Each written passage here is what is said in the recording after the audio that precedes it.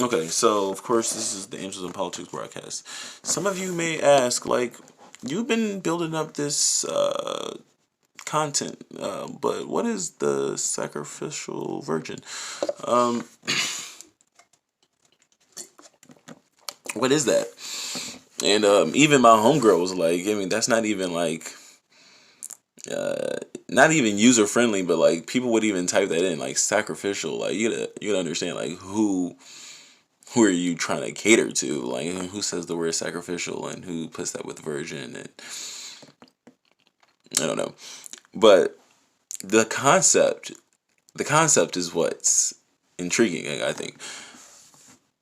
Why don't we have these conversations? You know, like where are the conversations in which the young male and female have with whomever, whether it's an elder brother or an elder cousin or an elder figure in their community? It could be their parents, it could be their grandparents, it could be somebody. But there are conversations that need to be had with you know, with an open mind, not with a judgmental mind. And of course, it is extremely difficult. I would just go as far as to say, well, I won't use those words, but there are some, there are a lot of reasons why people just can't have an open mind because of these specific relationships. If somebody's like, oh, this is my daughter or this is my son, then this is like a different type of mindset. But I believe specifically with the parents in the future, you're going to have one of these mindsets whereby there needs to be a dialogue with perhaps maybe not with your child in a direct way, with you pushing it, but it needs to be comfortable. It needs to be a comfortable space, or maybe there needs to be a intermediary.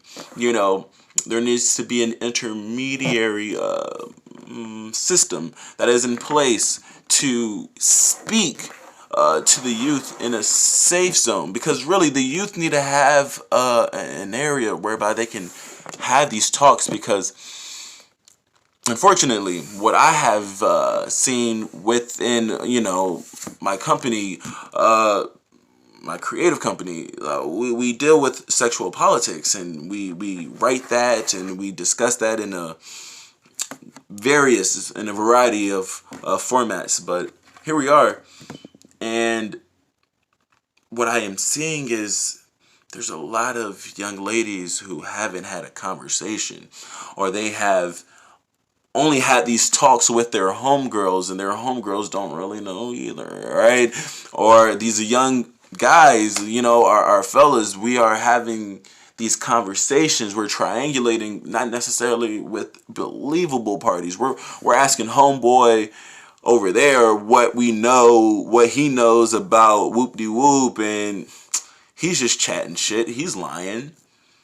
Okay, then you're going to ask the elder brother or the elder brother's friend, and he's going to say this, that, and the third. But come to find out, they were all lies, man. You wanted to be like... you wanted to be like these rappers. You wanted to be like these athletes. You wanted to be like most of these people in entertainment. And then you come to find out, when you get a certain mindset, once you've opened your mind to a point whereby you can like see that there's pattern recognition, and you can understand that there are behavioral trends, and these, okay, there's this is like this, and this works like this, and okay, oh, so it's all the same. Oh, this is all in sequence. This is all in sync. All right, so once you start to see these types of things, then you realize